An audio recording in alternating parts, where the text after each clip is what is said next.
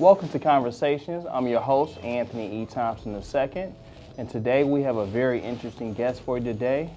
He is working his way through the fashion industry, and we're going to have a great conversation today. Welcome. Thanks, man. Thanks for having me. Please introduce yourself to the people. My name is Nelson T. Sanders Jr. I'm owner and founder of Dandy Detroit. Dandy Detroit. Now, Dandy Detroit is very hot in the city right now. Okay. And I mean, you guys are ringing throughout the city. Your style, everybody talks about you and your style already. Is that right?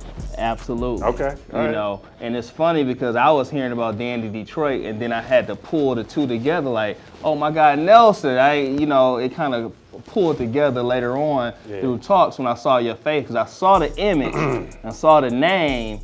But when I saw your face, I said, oh, that's my guy. Yeah, I didn't want the image, like you saying the logo? Yeah. I didn't want it to, people to think that's exactly me. I wanted to be like, oh, is that, you know what I'm saying? But that's dope though, man. That's cool. So let's give everybody a little history on where you got your style from. And then the second question is, how did you get into fashion? Well, like we were kind of discussing before the cameras were rolling, a lot of my inspiration came from my pops. Him being just an OG Detroit cat, because when he was our age and younger, back then cats they were dressing every day. It was just a lifestyle, just the way it was. Like he would tell me, even though they weren't poor, but they didn't have money, they made sure they had their cashmere sweaters, their gabardine slacks, hat. I'm talking about hair did and nails done. You know what I'm saying? And a lot of my inspiration came from him, because at an early age he would tell me about, how to shine my shoes, what type of watch to have, where to go get a hat, certain suits and clothing and certain items I should have in my closet. As a kid, it was kind of one in, one ear out the other. Absolutely. But as I got older, some of those things started to come back to me. And then, as you get older, you start to date women. So you can't show up to a date with a white tee on and Some did. Some still do. Some still do.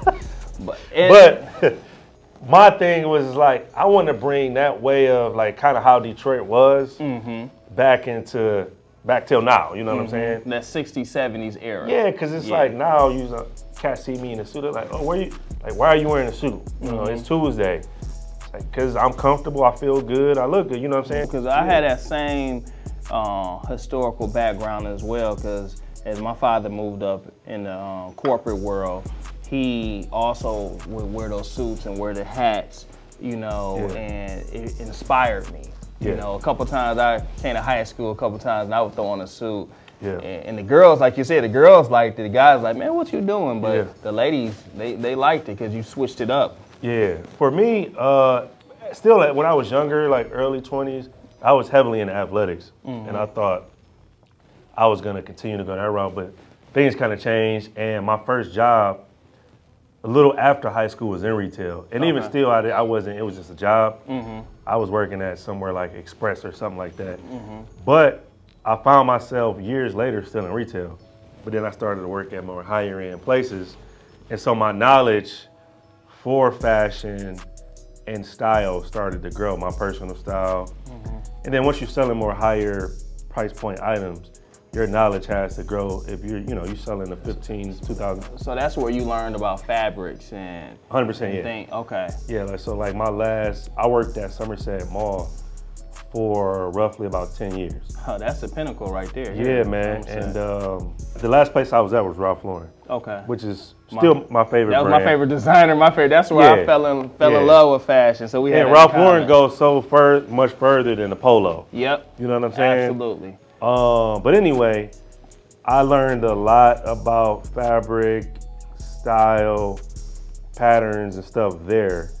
But the last custom clothing company I worked for, that kind of skyrocketed my knowledge, specifically with tailored clothing and suiting. Okay. We were able to go to Italy and hands-on with, we went to the fabric mills that we used. What an experience, because I remember when I went to the fabric mills before, and then I started learning about even how to do the tech packs, and then the grading of the fabric. It's so technical, you know, with this stuff. And then, you know, I just fell in love with fashion, really, traveling with my dad in the summers, because I was spending summers with him.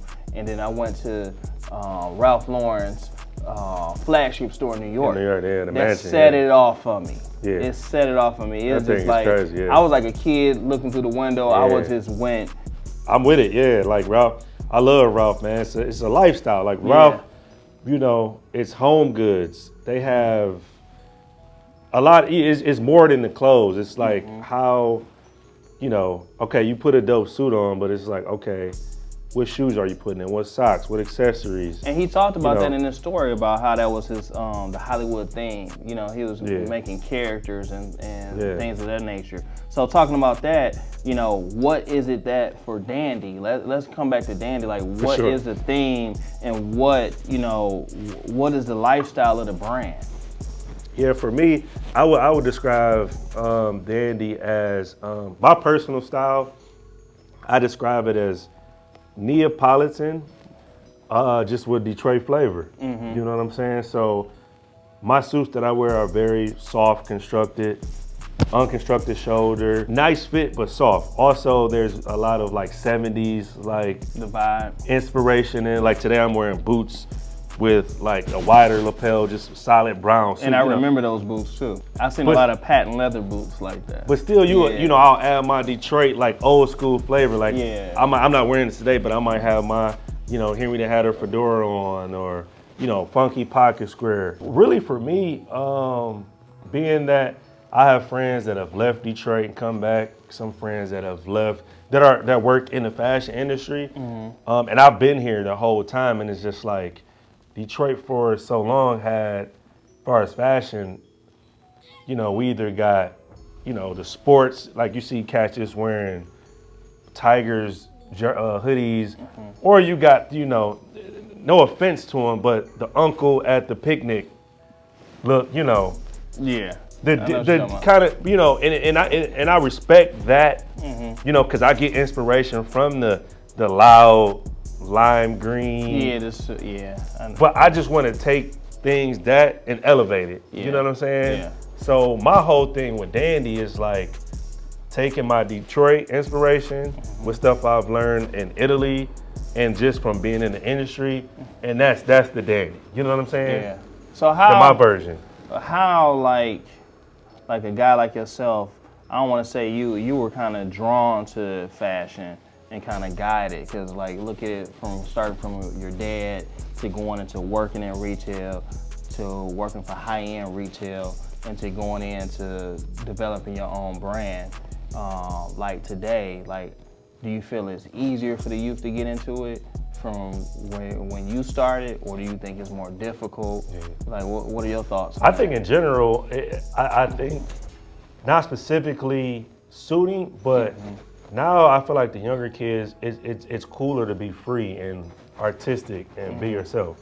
Like you see kids purple hair and wearing all type of stuff, which I think is like cool in a sense, you know what I'm saying? But because back then, for lack of better terms, we were like, you know, when we were in high school, we were a little bit more ignorant. Yeah. You know what I'm saying? You come to the school, music was even wearing a suit. Yeah. It's like, bro, what are you doing? Like, you the preacher today? You know what I'm saying? Yeah. So now, I think the way, you know, music and the culture and art and everything, it's cooler to be free and be expressive, and you know what I'm saying? So, but I think specifically with suiting, it's quite not like kids. I don't think it'll ever be easier when it comes to suiting, because it still takes a skill level.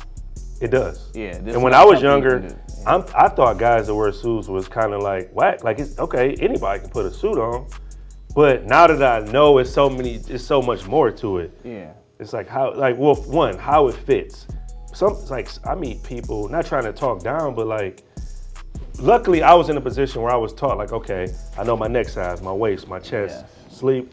Like, fortunately, some people aren't in a position to get taught those things, and so I try to educate as much as possible, no matter what the age person comes to see me. You know, you can't just start a high-end fashion label like you can do a t-shirt company. Because the cool thing right now is like, high-end streetwear. You know, what sneakers you wearing, what kind of jeans you got on, which is cool too.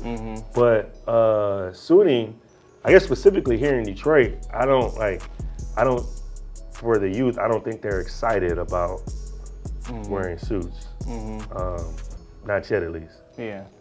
Yeah, and denim not easy either, though. But people want to spend $300, $500, $600 on whatever the rappers are wearing. Yeah. 100%. That's real. Yeah, that's You know real. what I'm saying? No matter. But you see a lot of the rappers getting into suiting heavy now. I'll say the rappers that's 30 plus. Yeah. 30 plus. Yeah. They really get into it. But I've seen it at the award shows where you wouldn't see before, where you see even some of the young guys jumping into it. That's really at the top of the charts. Yeah, I mean, I don't know. Some of them may have stylists or people guiding them. Yeah, that's true. You know, like, bro, you have to wear a tuxedo to the ground. You know what I'm saying? Like, you can't. It is. Well, you know, you used to see them white tees in the '90s at the Grammys. 100%. So it's still a different day. 100%. But man, I just want to also congratulate you on what you're doing, man. I think it's phenomenal. I mean, I like what you're doing too, man. I really think it's phenomenal. And then, like, what's the direction with your brand? Like, what's gonna come next? Like, I know you're doing suiting. Right. Is there other items that you're looking to go into? No, that's a good question. Going back to the whole lifestyle thing, I look at Dandy as a lifestyle brand. It's not quite there yet because I don't have all the product. But obviously, the custom suiting is my strong point. But I'm not gonna build a lifestyle of just selling custom suits. So I have to, next gradually will come all the accessories that go with the Dandy. You know, the braces, socks, pocket squares, ties, stuff like that. And then I'm gonna probably get into more casual, ready to wear. Yeah. But just basic classic stuff though. Yeah. Chinos, basic button down shirts, jackets, whatever season, and the basic essentials for that season. And then eventually I'll get into shoes. But the ultimate goal, you know, I want to have a shop where you can come get a haircut, you can get a drink, you can get your shoes shine. That's nice. Furniture, home goods, you know, not trying to, going back to the Ralph thing, that type of idea, but more with my flavor and things that make sense for me. So question, walk us through, before you leave us today, I want you to walk us through, when you come in the door, what's the Dandy experience? Like, what is the person going to get? How do they operate with you? Well, eventually, when I have my own brick and mortar, when you come in, it's more like kind of how we just sitting right now, kicking it. Like my experience is, I want to build a lasting relationship with somebody. So I'm not looking at you like I'm trying to sell this guy the most expensive thing I got and he out of here. Like, no. I genuinely want to sit down with somebody, kick it with them, get to know them, let them get to know me. My goal is not to have 1,000 stores. I want people in New York to want to come to Detroit to come to Dandy. Travel destination. You know what I mean? Same here. Yeah, man, you come to Dandy to just kick it and get fly, man, really. A little mini bar. You can come in and get your shoes shine. On-site tailoring, and things like that. Do you sew yourself? No, I don't. You don't? So, what I do is primarily I'm designing the suit and I'm creating the fit. So the process, I'll explain the process. So when someone comes in, it's 3 fittings. Backtrack, I can do basic stuff, like I can sew a button on, I can do a hem, stuff like that. But I don't have aspiration of being a tailor. I just want to build a long-lasting lifestyle brand. But someone comes in, I take about 25 measurements of them. I have a couple racks of suits would act as just like gauges, like a template. So I will put you in a suit that's closer to your body type, right? And then essentially what I have is an app. And I put that suit on you and I just pick the whole thing apart. So I can change the armhole height, the button point, the collar, sleeve, chest, that's nice. da-da-da-da. All the information gets input in the system. That gets sent overseas. The suit is assembled by hand, fully canvassed. Essentially, anything on a suit that isn't a straight line is done by needle and thread. The fabrics are sourced from Italy or England. It takes about 6 to 8 weeks. I was gonna ask you how long until you get the suit back. About 6 to 8 weeks. 6 to 8 weeks. When the suit comes back to me, it's like 90% finished. Okay. When the suit gets, throw the suit on you, I'll mark the hem and let's say we need to tweak the waist, sleeve length, something minor. I partner with the tailor here to do those alterations. Gotcha. Yeah. And is that in the cost of the suit, the original price, or is that an extra cost? Alteration? Yeah. No, that's in the cost. That's in the cost. Yeah. Man, you got a good thing going, man. Yeah, Like, man, I'm trying to make it work, bro. Yeah. It's great. Yep. So, man, again, we appreciate having a conversation with you. We just gonna continue to wish you great success. We know that you're a great businessman, a great family man, and we just thank you for coming to have a conversation. Appreciate it. Thanks for having me, man. No My doubt. guy. Yep. All right. All Have a good right. one. Yeah, you too.